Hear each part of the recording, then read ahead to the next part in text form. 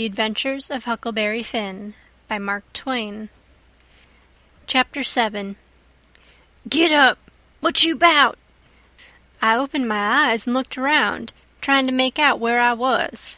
It was after sunup, and I had been sound asleep. Pap was standing over me looking sour and sick, too. He says, "What you doing with this gun?" I judged he didn't know nothing about what he had been doing, so I says, "Somebody tried to get in, so I was laying for him." "Why didn't you roust me out?" "Well, I tried to, but I couldn't. I couldn't budge you." "Well, all right. Don't stand there palavering all day, but out with you and see if there's a fish on the lines for breakfast. I'll be along in a minute." He unlocked the door, and I cleared out up the river bank. I noticed some pieces of limbs and such things floating down, and a sprinkling of bark, so I knowed the river had begun to rise. I reckoned I would have great times now if I was over at the town. The June rise used to be always luck for me, because as soon as that rise begins, here comes cordwood floating down, and pieces of log rafts, sometimes a dozen logs together, so all you have to do is catch 'em and sell 'em to the wood yards and the sawmill. I went along up the bank with one eye out for Pap, and the other one out for what the rise might fetch along. Well, all at once here comes a canoe, just a beauty, too, about 13 or 14 foot long, riding high like a duck. I shot head first off of the bank like a frog, clothes and all on, and struck out for the canoe. I just expected there'd be somebody layin' down in it, because people often done that to fool folks, and when a chap had pulled a skiff out most to it, they'd raise up and laugh at him. But it warn't so this time. It was a drift canoe, sure enough, and I clumb in and paddled her ashore. Thinks I, the old man will be glad when he sees this. She's worth $10. But when I got to shore, Pap wasn't in sight yet, and as I was running her into a little creek like a gully, all hung over with vines and willows, I struck another idea. I judged I'd hide her good, and then, 'stead of taking to the woods when I run off, I'd go down the river 'bout 50 mile and camp in one place for good, and not have such a rough time tramping on foot. It was pretty close to the shanty, and I thought I heard the old man comin' all the time, but I got her hid, and then I out and looked around a bunch of willows, and there was the old man down the path a piece just drawin' a bead on a bird with his gun, so he hadn't seen anything. When he got along, I was hard at it taking up a trot line. He abused me a little for being so slow, but I told him I fell in the river, and that was what made me so long. I knowed he would see I was wet, and then he would be asking questions. We got 5 catfish off the lines and went home. While we laid off after breakfast to sleep up, both of us being about wore out, I got to thinking that if I could fix up some way to keep Pap and the widow from trying to follow me, it would be a certainer thing than trusting to luck to get far enough off before they missed me. You see, all kinds of things might happen. Well, I didn't see no way for a while, but by and by Pap raised up a minute to drink another barrel of water, and he says, "Another time a man comes a-prowlin' round here, you rouse me out, you hear? That man warn't here for no good. I'd a shot him. Next time you rouse me out, you hear?" Then he dropped down and went to sleep again, but what he had been saying give me the very idea I wanted. I says to myself, I can fix it now so nobody won't think of following me. About 12 o'clock we turned out and went along up the bank. The river was coming up pretty fast, and lots of driftwood going by on the rise. By and by, along comes part of a log raft, 9 logs fast together. We went out with the skiff and towed it ashore. Then we had dinner. Anybody but Pap would have waited and seen the day through, so as to catch more stuff, but that warn't Pap's style. 9 logs was enough for one time. He must shove right over to town and sell. So he locked me in and took the skiff and started off towing the raft about 3:30. I judged he wouldn't come back that night. I waited till I reckoned he had got a good start. Then I out with my saw and went to work on that log again. Before he was the other side of the river, I was out of the hole. Him and his raft was just a speck on the water away off yonder. I took the sack of cornmeal and took it to where the canoe was hid, and shoved the vines and branches apart and put it in. Then I done the same with the side of bacon, then the whiskey jug. I took all the coffee and sugar there was and all the ammunition. I took the wadding, I took the bucket and gourd, I took a dipper and a tin cup, and my old saw and 2 blankets, and the skillet and the coffee pot. I took fish lines and matches and other things, everything that was worth a cent. I cleaned out the place. I wanted an axe, but there wasn't any, only the one out at the woodpile, and I knowed why I was going to leave that. I fetched out the gun, and now I was done. I had worn the ground a good deal crawling out of the hole and dragging out so many things, so I fixed that as good as I could from the outside by scattering dust on the place, which covered up the smoothness and the sawdust. Then I fixed a piece of log back into its place and put 2 rocks under it and one against it to hold it there, for it was bent up at that place and didn't quite touch ground.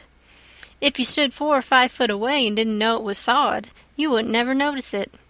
And besides, this was the back of the cabin, and it weren't likely anybody would go fooling around there. It was all grass clear to the canoe, so I hadn't left a track. I followed around to see. I stood on the bank and looked out over the river. All safe. So I took the gun and went up a piece into the woods and was hunting around for some birds when I see a wild pig. Hogs soon went wild in them bottoms after they had got away from the prairie farms. I shot this fellow and took him into camp. I took the axe and smashed in the door. I beat it and hacked it considerable a-doing it. I fetched the pig in and took him back nearly to the table and hacked into his throat with the axe and laid him down on the ground to bleed. I say ground because it was ground, hard-packed and no boards. Well, next I took an old sack and put a lot of big rocks in it, all I could drag, and I started it from the pig, and dragged it to the door and through the woods down to the river and dumped it in, and down it sunk out of sight. You could easy see that something had been dragged over the ground. I did wish Tom Sawyer was there. I knowed he would take an interest in this kind of business and throw in the fancy touches. Nobody could spread himself like Tom Sawyer in such a thing as that. Well, last I pulled out some of my hair and blooded the axe good and stuck it on the backside and slung the axe in the corner. Then I took up the pig and held him to my breast with my jacket so he couldn't drip, till I got a good piece below the house, and then dumped him into the river. Now I thought of something else, so I went and got the bag of meal and my old saw out of the canoe and fetched them to the house. I took the bag to where it used to stand and ripped a hole in the bottom of it with the saw, for there weren't no knives and forks on the place. Pap done everything with his clasp knife about the cooking. Then I carried the sack about 100 yards across the grass and through the willows east of the house to a shallow lake that was 5 miles wide and full of rushes and ducks too, you might say, in the season. There was a slough or a creek leading out of it on the other side that went miles away. I don't know where, but it didn't go to the river.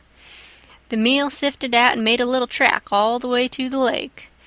I dropped Pap's whetstone there too, so as to look like it had been done by accident.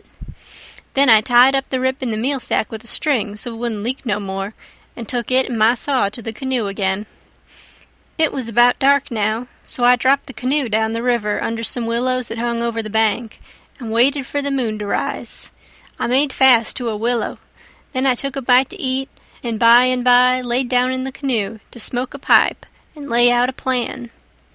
I says to myself, they'll follow the track of that sack full of rocks to the shore and then drag the river for me, and they'll follow that meal track to the lake and go browsing down the creek that leads out of it to find the robbers that killed me and took the things. They won't ever hunt the river for anything but my dead carcass. They'll soon get tired of that and won't bother no more about me. All right, I can stop anywhere I want to. Jackson's Island is good enough for me. I know that island pretty well, and nobody ever comes there. And then I can paddle over to town nights and slink around and pick up things I want. Jackson's Island's the place. I was pretty tired, and the first thing I knowed I was asleep. When I woke up, I didn't know where I was for a minute. I sat up and looked around, a little scared. Then I remembered. The river looked miles and miles across. The moon was so bright I could have counted the drift logs that went a-slipping along, black and still, hundreds of yards out from shore. Everything was dead quiet, and it looked late and smelt late. You know what I mean. I don't know the words to put it in. I took a good gap and a stretch, and was just going to unhitch and start, when I heard a sound away over the water. I listened. Pretty soon I made it out. It was that dull, kind of irregular sound that comes from oars working in rowlocks when it's a still night. I peeped out through the willow branches, and there it was, a skiff away across the water. I couldn't tell how many was in it. It kept a-comin', and when it was abreast of me, I see there warn't but one man in it. Thinks I, maybe it's Pap, though I warn't expectin' him. He dropped below me with the current, and by he came a-swinging up shore in the easy water, and he went by so close I could have reached out the gun and touched him. Well, it was Pap, sure enough, and sober, too, by the way he laid his oars. I didn't lose no time. The next minute I was a-spinning downstream soft but quick in the shade of the bank. I made 2 miles and a half, and then struck out a quarter of a mile or more towards the middle of the river, because pretty soon I'd be passing the ferry landing, and people might see me and hail me. I got out amongst the driftwood, and then laid down in the bottom of the canoe and let her float. I laid there and had a good rest and a smoke out of my pipe, looking away into the sky. Not a cloud in it. The sky looks ever so deep when you lay down on your back in the moonshine. I never knowed it before. And how far a body can hear on the water such nights. I heard people talking at the ferry landing. I heard what they said, too, every word of it. One man said it was getting towards the long days and the short nights now. The other one said this warn't one of the short ones, he reckoned. And then they laughed, and he said it over again, and they laughed again.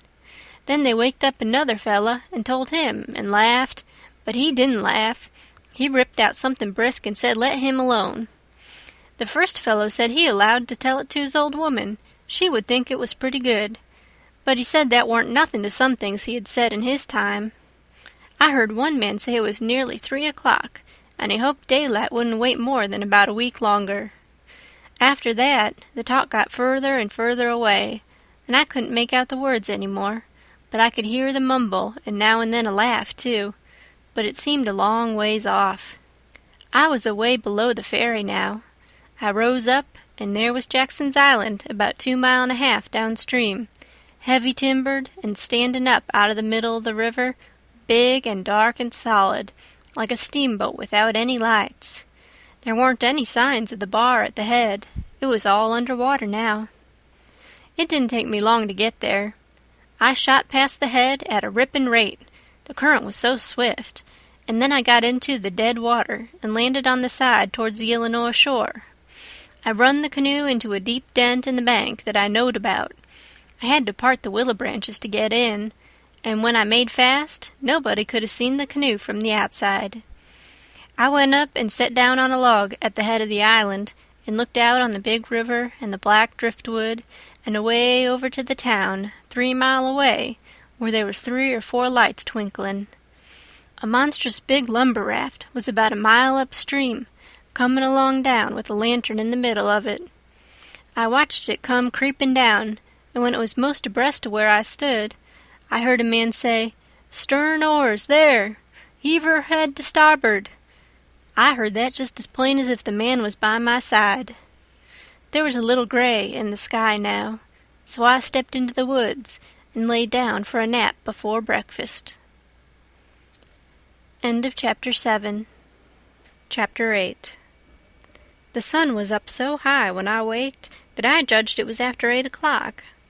I laid there in the grass in the cool shade, thinking about things, and feeling rested and rather comfortable and satisfied.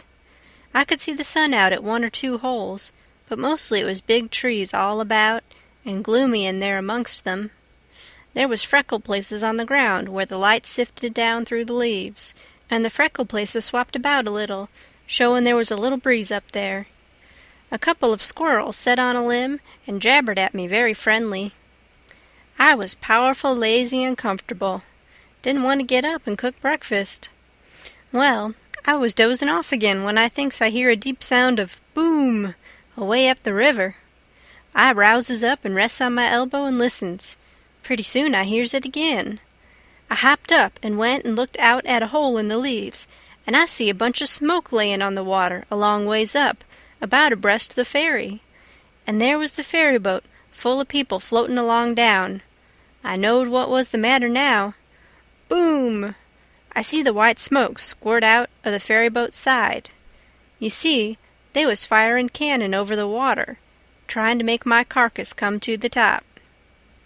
I was pretty hungry, but it warn't going to do for me to start a fire, because they might see the smoke.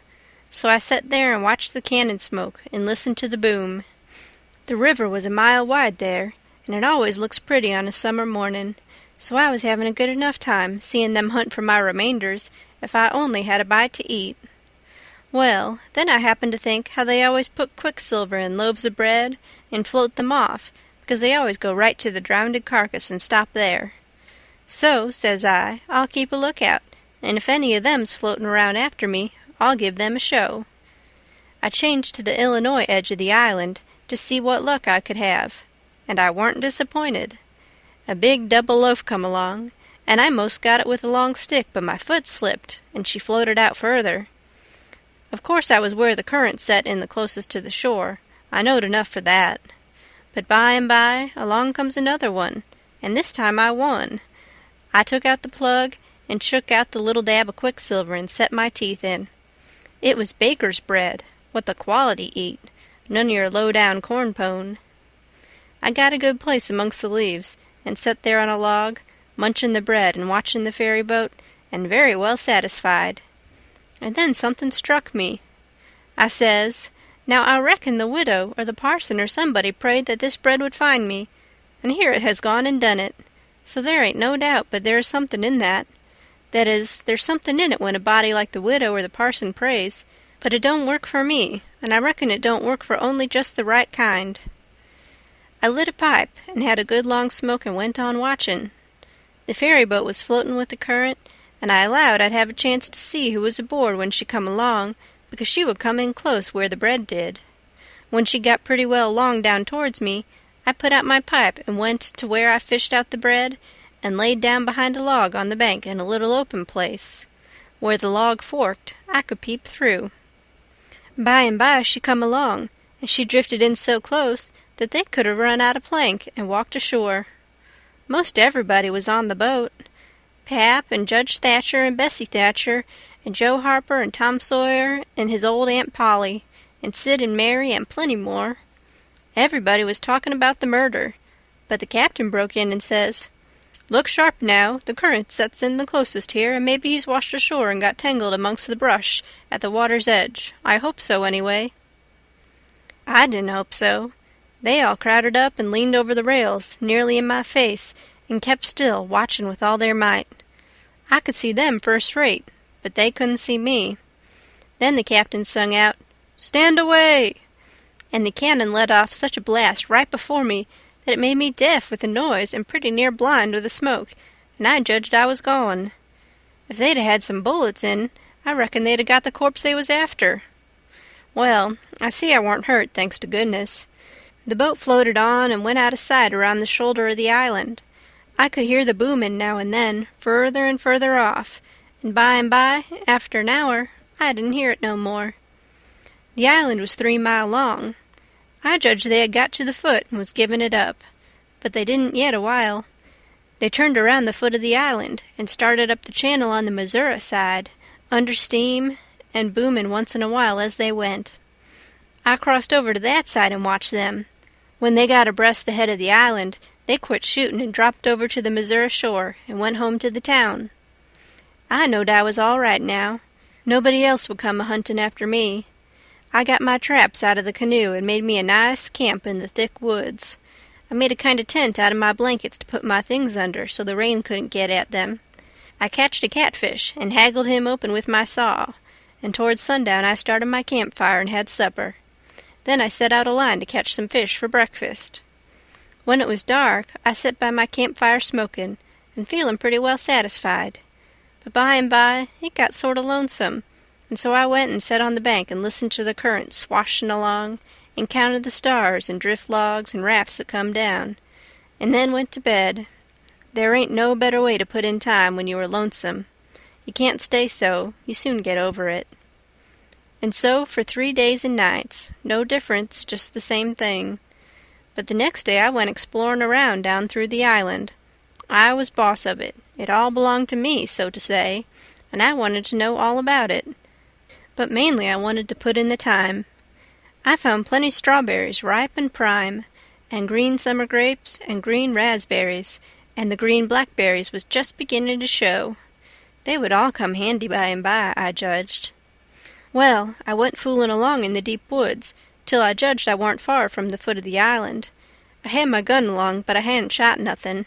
It was for protection. Thought I would kill some game nigh home. About this time I mighty near stepped on a good-sized snake, and it went sliding off through the grass and flowers, and I after it, trying to get a shot at it. I clipped along, and all of a sudden I bounded right onto the ashes of a campfire that was still smoking. My heart jumped up amongst my lungs. I never waited for to look further, but uncocked my gun and went sneaking back on my tiptoes as fast as ever I could. Every now and then I stopped a second amongst the thick leaves and listened, but my breath come so hard I couldn't hear nothing else. I slunk along another piece further, then listened again, and so on and so on. If I see a stump, I took it for a man. If I trod on a stick and broke it, it made me feel like a person had cut one of my breaths in two, and I only got half, and the short half, too. When I got to camp, I warn't feeling very brash. There warn't much sand in my craw, but I says, this ain't no time to be fooling around. So I got all my traps into my canoe again, so as to have them out of sight, and I put out the fire and scattered the ashes around to look like an old last year's camp, and then clumb a tree. I reckon I was up in the tree 2 hours, but I didn't see nothing. I didn't hear nothing. I only thought I heard and seen as much as 1,000 things. Well, I couldn't stay up there forever, so at last I got down, but I kept in the thick woods and on the lookout all the time. All I could get to eat was berries, and what was left over from breakfast. By the time it was night, I was pretty hungry, so when it was good and dark, I slid out from shore before moonrise and paddled over to the Illinois bank, about 1/4 of a mile. I went out in the woods and cooked a supper, and I had about made up my mind I would stay there all night, when I hear it plunkety-plunk, plunkety-plunk, and says to myself, horses comin', and next I hear people's voices. I got everything into the canoe as quick as I could, and then went creeping through the woods to see what I could find out. I hadn't got far when I hear a man say, "We better camp here if we can find a good place. The horses is about beat out. Let's look around." I didn't wait, but shoved out and paddled away easy. I tied up in the old place and reckoned I would sleep in the canoe. I didn't sleep much. I couldn't, somehow, for thinking. And every time I waked up, I thought somebody had me by the neck, so the sleep didn't do me no good. By and by, I says to myself, I can't live this way. I'm a-going to find out who it is that's here on the island with me. I'll find it out or bust. Well, I felt better right off. So I took my paddle and slid out from shore just a step or two, and then let the canoe drop along down amongst the shadows. The moon was shining, and outside of the shadows it made it most as light as day. I poked along well on to an hour, everything still as rocks and sound asleep. Well, by this time I was most down to the foot of the island. A little ripply, cool breeze begun to blow, and that was as good as sayin' the night was about done. I give her a turn with a paddle and brung her nose to shore. Then I got my gun and slipped out and into the edge of the woods. I sat down there on a log and looked out through the leaves. I see the moon go off watch, and the darkness begin to blanket the river. But in a little while I see a pale streak over the tree-tops, and knowed the day was comin'. So I took my gun and slipped off towards where I had run across that campfire, stopping every minute or two to listen. But I hadn't no luck somehow. I couldn't seem to find the place. But by and by, sure enough, I catched a glimpse of fire away through the trees. I went for it, cautious and slow. By and by, I was close enough to have a look, and there laid a man on the ground. It most give me the fantods. He had a blanket round his head, and his hand was nearly in the fire. I sat there behind a clump of bushes in about 6 foot of him, and kept my eyes on him steady. It was getting gray daylight now. Pretty soon he gapped and stretched himself and hove off the blanket, and it was Miss Watson's Jim. I bet I was glad to see him. I says, "Hello, Jim," and skipped out. He bounced up and stared at me wild. Then he drops down on his knees and puts his hand together and says, "Don't hurt me, don't. I ain't never done no harm to a ghost. I always liked dead people, and done all I could for 'em. You go and get in the river again what you belongs, and don't do nothing to old Jim. I was always your friend." Well, I warn't long making him understand I warn't dead. I was ever so glad to see Jim. I warn't lonesome now. I told him I warn't afraid of him telling the people where I was. I talked along, but he only set there and looked at me, never said nothing. Then I says, "It's good daylight, let's get breakfast.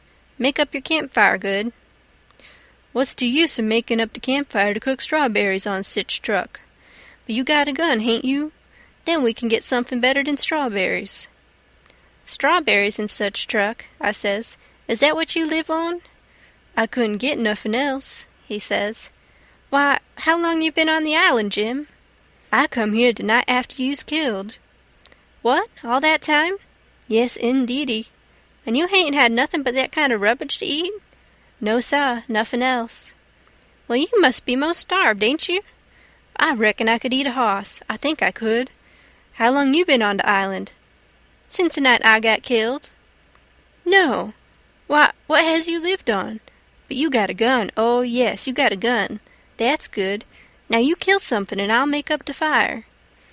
So we went over to where the canoe was, and while he built a fire in a grassy open place amongst the trees, I fetched meal and bacon and coffee pot and frying pan and sugar and tin cups, and the nigger was set back considerable, because he reckoned it was all done with witchcraft.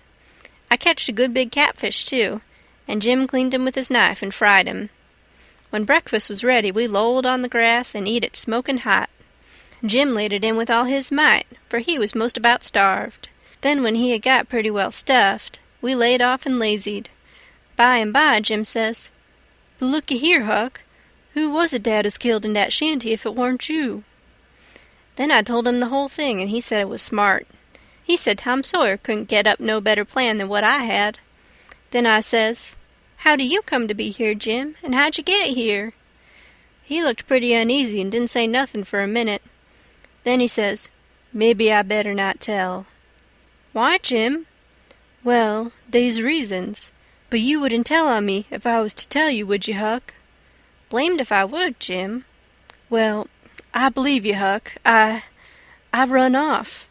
"Jim!" "But mind, you said you wouldn't tell. You know you said you wouldn't tell, Huck." "Well, I did. I said I wouldn't, and I'll stick to it. Honest Injun, I will. People would call me a low-down abolitionist and despise me for keeping mum, but that don't make no difference. I ain't a-going to tell, and I ain't a-going back there anyways, so now let's know all about it." "Well, you see, it was this way. Ol' Missus, that's Miss Watson, she pecks on me all the time and treats me pooty rough, and she always says she wouldn't sell me down to Orleans. But I noticed they was a nigger trader round the place considerable lately, and I begin to get uneasy.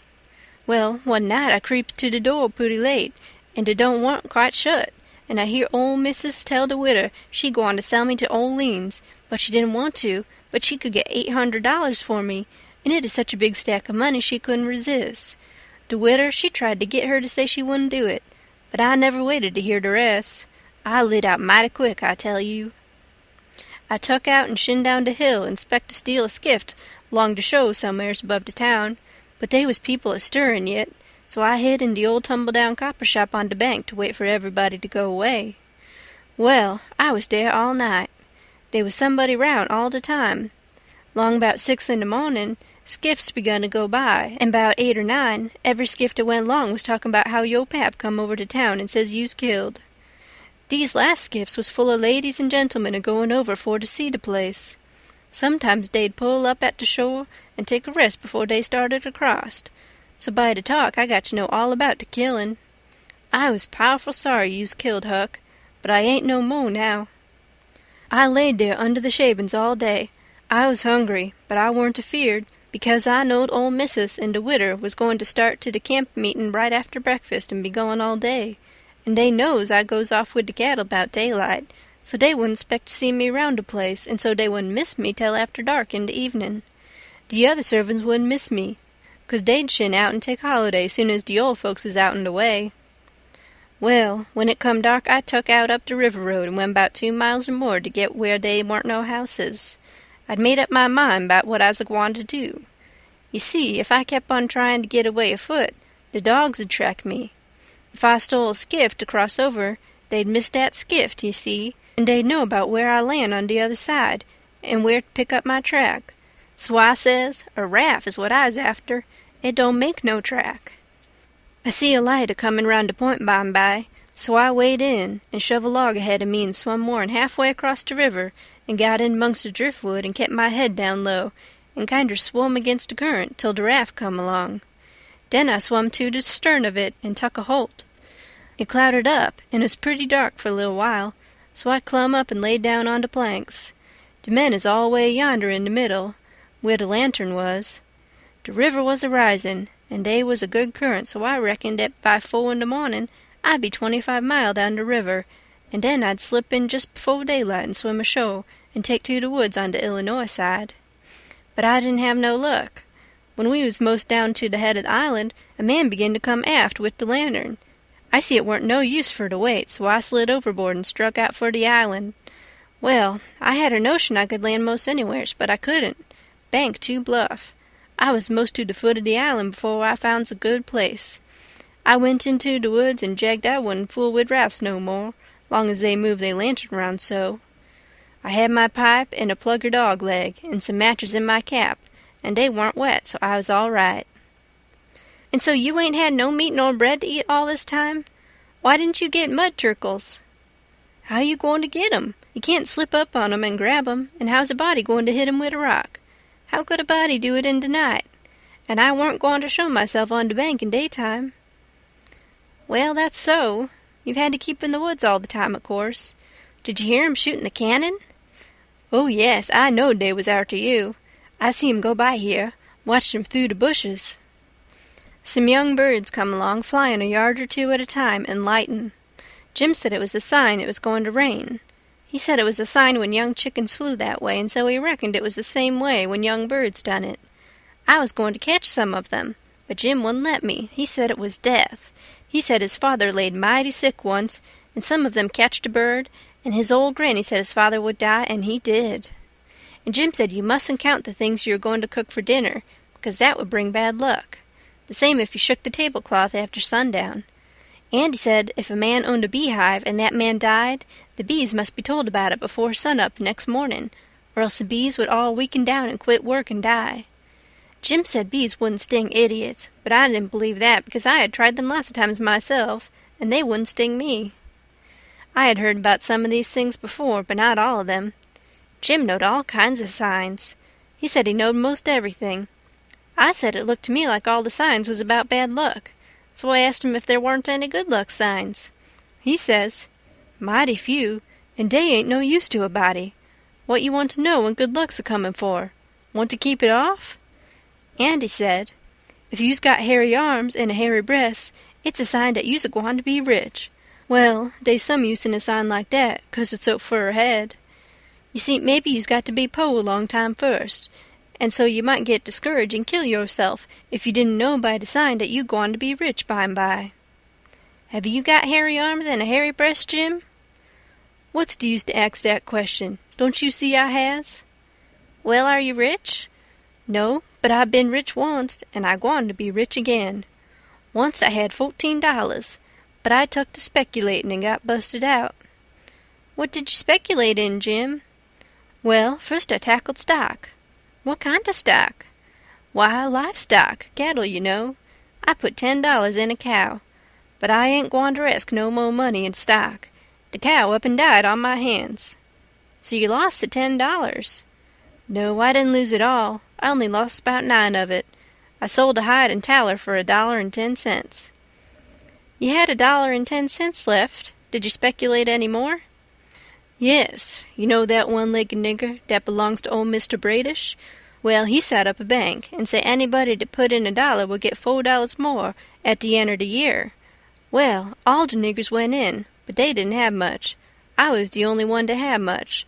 So I stuck out for more'n $4, and I said if I didn't get it, I'd start a bank myself. Well, of course dat nigger want to keep me out of the business because he says there warn't business enough for 2 banks. So he said I could put in my $5, and he pay me $35 at the end of the year. So I done it. Then I reckon I'd invest the $35 right off and keep things a-movin'. They was a nigger named Bob that had catched a wood flat, and his marster didn't know it, and I bought it off'n him and told him to take the $35 when the end of the year come, but somebody stole the wood flat that night, and next day the one-legged nigger said the bank's busted, so they didn't none of us get no money. What did you do with the 10 cents, Jim? Well, I was going to spend it, but I had a dream, and the dream told me to give it to a nigger named Balaam. Balaam's ass, they call him for short. He's one of them chuckleheads, you know, but he's lucky, they say, and I see I warn't lucky. The dream says let Balaam invest the 10 cents, and he'd make a raise for me. Well, Balaam, he took the money, and when he was in church, he heard the preacher say that whoever give to the poor, lend to the Lord, and bound to give his money back 100 times. So Balaam, he took and give the 10 cents to the poor, and laid low to see what was gwine to come of it. Well, what did come of it, Jim? Nuffin never came of it. I couldn't manage to collect that money no way, and Balaam he couldn't. I ain't gwine to lend no more money thout I see the security. Bound to get your money back 100 times, the preacher says. If I could get the 10 cents back, I'd call it square, and be gladder to chanced. Well, it's all right anyway, Jim, long as you're going to be rich again sometime or other. Yes, and I's rich now, come to look at it. I owns myself, and I's worth $800. I wished I had the money. I wouldn't want no more. End of Chapter 8. Chapter 9. I wanted to go and look at a place right about the middle of the island that I'd found when I was exploring, so we started and soon got to it, 'cause the island was only 3 miles long and 1/4 of a mile wide. This place was a tolerable long, steep hill or ridge about 40 foot high. We had a rough time getting to the top. The sides was so steep and the bushes so thick. We tramped and clumb around all over it, and by found a good big cavern in the rock, most up to the top on the side towards Illinois. The cavern was as big as 2 or 3 rooms bunched together, and Jim could stand up straight in it. It was cool in there. Jim was for putting our traps in there right away, but I said we didn't want to be climbing up and down there all the time. Jim said if we had the canoe hid in a good place and had all the traps in the cavern, we could rush there if anybody was to come to the island, and they would never find us without dogs. And besides, he said them little birds had said it was going to rain, and did I want the things to get wet? So we went back and got the canoe and paddled up abreast the cavern and lugged all the traps up there. Then we hunted up a place close by to hide the canoe in, amongst the thick willows. We took some fish off of the lines and set them again, and begun to get ready for dinner. The door of the cavern was big enough to roll a hogshead in, and on one side of the door the floor stuck out a little bit and was flat and a good place to build a fire on. So we built it there and cooked dinner. We spread the blankets inside for a carpet and eat our dinner in there. We put all the other things handy at the back of the cavern. Pretty soon it darkened up and begun to thunder and lighten, so the birds was right about it. Directly it begun to rain, and it falled like all fury, too, and I never seen the wind blow so. It was one of these regular summer storms. It would get so dark that it looked all blue-black outside, and lovely, and the rain would thrash along by so thick that the trees off a little ways looked dim and spider-webby, and here would come a blast of wind that would bend the trees down and turn up the pale underside of the leaves, and then a perfect ripper of a gust would follow along and set the branches to tossing their arms as if they was just wild. And next, when it was just about the bluest and blackest, psst, it was as bright as glory, and you'd have a little glimpse of tree-tops a-plunging about, away off yonder in the storm, hundreds of yards further than you could see before. Dark as sin again in a second, and now you'd hear the thunder let go with an awful crash, and then go rumblin', grumblin', tumblin' down the sky towards the underside of the world, like rollin' empty barrels downstairs, where it's long stairs, and they bounce a good deal, you know. "Jim, this is nice," I says. "I wouldn't want to be nowhere else but here." Pass me along another hunk of fish and some hot cornbread." "Well, you wouldn't have been here if it hadn't been for Jim. You'd have been down there in the woods without any dinner, and getting most drownded, too.